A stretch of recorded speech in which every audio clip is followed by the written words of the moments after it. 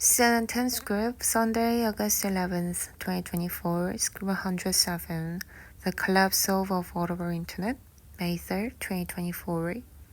Listen and repeat. 1968. 1968. Student protesters at New York's Columbia University take over several buildings and briefly even take the dean hostage. One of the buildings they seized, Hamilton Hall, which students occupied during recent protests at Columbia. 1968, the first time it was occupied. Hamilton Hall was the scene of a dramatic police action that resulted in the arrest of 700 people. Those protests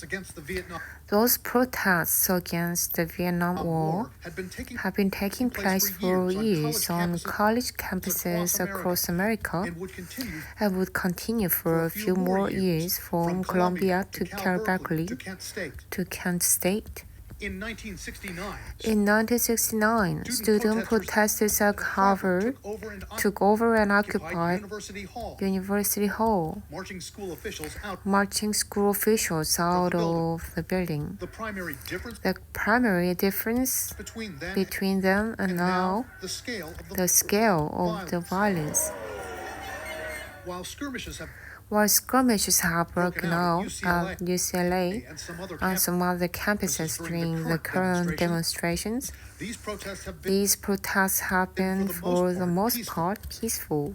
In the Vietnam era, violence broke out routinely, and on many campuses, students often brawling with police. Disciplining students, calling in the police having protests removed. That tended to increase the sympathy for protesters, build the size of protests, and also increase the voice of more extreme activists. In two horrific episodes, the Vietnam era violence turned deadly. In May 1970, on the campus of Kent State University, Ohio National Guard troops opened fire on student protesters, killing 4 of them and injuring several others. Days later, during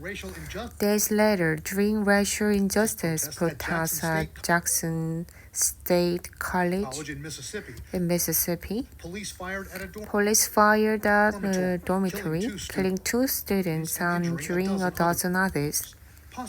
Possibly a closer comparison to what's going on now took place in the 1980s. When students across America protested against apartheid in South Africa, they called on schools to divest themselves from groups that supported the apartheid regime in South Africa. Much like students are now calling on colleges to divest themselves from Israeli-linked companies. Another dynamic that hasn't changed across these eras of protest. They've got a lot of energy. They're idealistic. They like to protest when things feel unjust or seem unjust to them. 10-second trivia. 10-second trivia. What is the collective name for single-celled microscopic organisms that live in the soil, water, and animals? Bacteria, blood, DNA, or virus?